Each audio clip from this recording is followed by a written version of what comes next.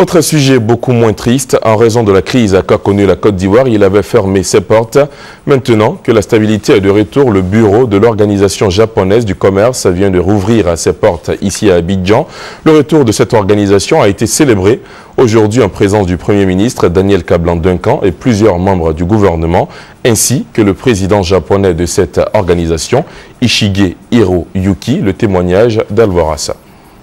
Fermé du fait de la crise qu'a traversée la Côte d'Ivoire, le bureau de l'Organisation japonaise du commerce extérieur JETRO a donc rouvert ses portes. Le président de cette organisation, Ishige Hiroyuki, et l'ambassadeur du Japon en Côte d'Ivoire, Susumu Inoue, ont souhaité que cela contribue au renforcement des relations commerciales entre le Japon et la Côte d'Ivoire. Le niveau des échanges et des investissements qui sont réalisés entre nos deux pays reste insuffisant. Donc il y a encore une très grande marge de développement. Pour le Premier ministre Daniel Kablan-Duncan, avec cette réouverture du bureau de l'Organisation japonaise du commerce extérieur en Côte d'Ivoire, cela est le signe que le pays se porte bien et que le Japon, l'une des plus grandes puissances du monde, entend soutenir la Côte d'Ivoire dans son processus de développement.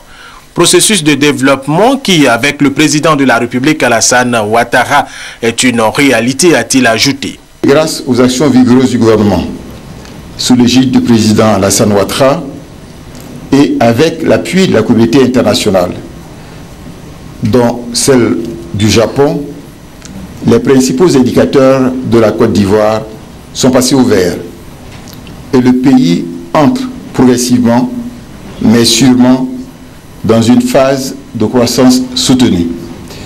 Selon les projections économiques confirmées d'ailleurs par le Fonds monétaire international et la Banque mondiale, la croissance en cette année 2012 devrait atteindre 8,6%.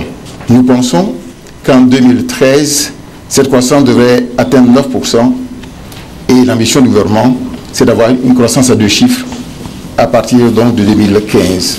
Rappelons que l'Organisation japonaise du commerce extérieur JETRO est une agence administrative à but non lucratif. Créée en 1958, sa mission renforcer les liens économiques entre le Japon et l'international grâce à un réseau de plus de 70 bureaux dans le monde, dont celui de la Côte d'Ivoire. Bureau ivoirien créé en 1976 et qui exerce la représentation pour 18 pays francophones de l'Afrique de l'Ouest et du Centre.